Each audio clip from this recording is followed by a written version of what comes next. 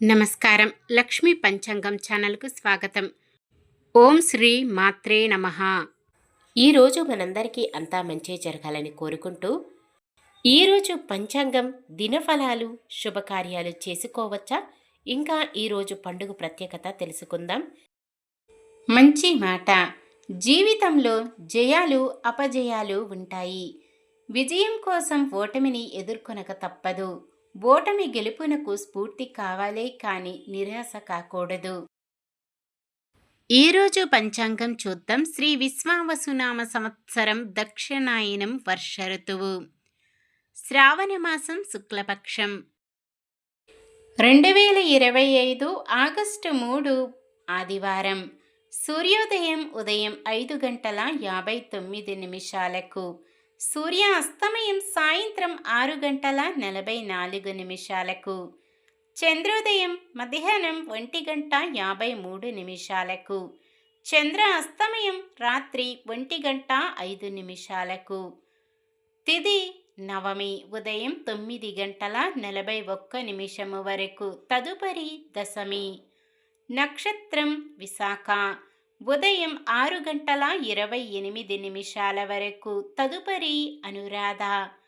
కరణము కౌలవ ఉదయం 9:41 వరకు, తదుపరి తైతుల రాత్రి 10:43 వరకు, తదుపరి గరజి. యోగము శుక్లము ఉదయం 6:15 వరకు, తదుపరి బ్రహ్మము.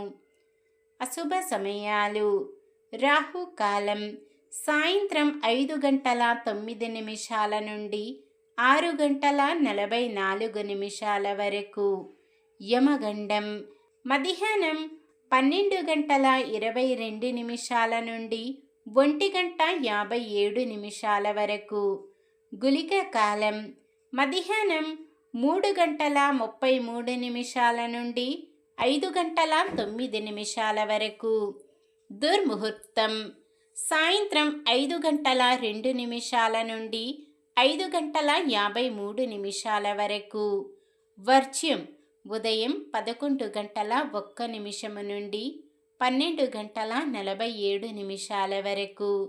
శుభ సమయాలు: బ్రహ్మ ముహూర్తం తెల్లవారుజామున 4:23 నుండి 5:11 వరకు. అమృత గడియలు రాత్రి 9:39 నుండి 11:25 వరకు. అభిజిత్ ముహూర్తం ఉదయం 11:56 నుండి 12:47 వరకు. ఆగస్టు 3 ఆదివారం. ఈరోజు మంచిదేనా? ఈరోజు శుభకార్యాలు చేసుకోవచ్చా తెలుసుకుందాం. ఈరోజు ఉన్న తిథి నవమి ఉదయం 9:41 వరకు ఉంది, తదుపరి దశమి. నవమి తిథి రిక్తి తిథి కావున శుభకార్యాలకు అనుకూలమైనది కాదు. తదుపరి వచ్చే దశమి తిథి శుభకార్యాలకు అనుకూలమైనది. నవమి తిథి ఆదివారం కలియుగతో దగ్ధయోగం ఏర్పడుతుంది. దగ్ధయోగ సమయం ప్రయాణాలకు అనుకూలమైనది కాదు. అనురాధ నక్షత్రమున వాహన కొనుగోలుకు ముహూర్తము ఉదయం 9:56 నుండి మధ్యాహ్నం 2:06 వరకు ఉంది. సాధారణమైన పనులు మనం ప్రతిరోజు చేసుకునే పనులకు ఎటువంటి దోషాలు ఉండవు కాబట్టి యథావిధిగా చేసుకోవచ్చు. సూర్యుడు కర్కాటక రాశిలో, చంద్రుడు వృశ్చిక రాశిలో ఉంటారు. చంద్రబలం వృషభం, మిథునం, కన్య, వృశ్చికం, మకరం, కుంభం. ఆదివారం పడమర దిక్కున వాయవ్యం దిక్కున ప్రయాణాలు చేయరాదు.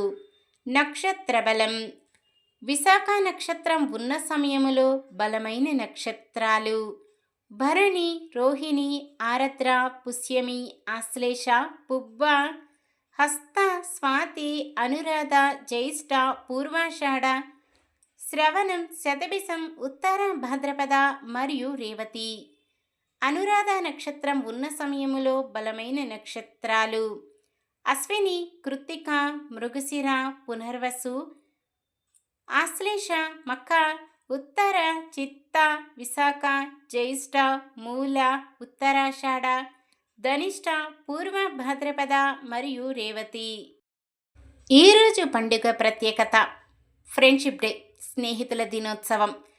మన చిన్ననాటి జ్ఞాపకాలనే కాదు, భవిష్యత్తులో మరిన్ని జ్ఞాపకాలను మూటకట్టుకోవాలని కోరుకుంటూ నా కుటుంబ సభ్యులకి, స్నేహితులకి మరియు శ్రేయోభిలాషులకి అందరికీ స్నేహితుల దినోత్సవం శుభాకాంక్షలు మిత్రమా. ఈరోజు పుట్టినరోజు మరియు పెళ్లి రోజు జరుపుకుంటున్న వారందరికీ ఆ శ్రీ మహావిష్ణువు, లక్ష్మీదేవిల ఆశీస్సులు ఎల్లప్పుడూ ఉండి వారంతా సుఖ సంతోషాలతో, సకల సంపదలతో, ఆయురారోగ్యాలతో ఉండాలని మనస్ఫూర్తిగా కోరుకుంటున్నాను. నిన్న మేమడిగిన ప్రశ్నకు సమాధానం: పద్మవ్యూహాన్ని ఛేదించిన వారు అభిమన్యుడు. ఈరోజు ప్రశ్న: శల్యుని సోదరుడిని సంహరించిన వారు ఎవరు?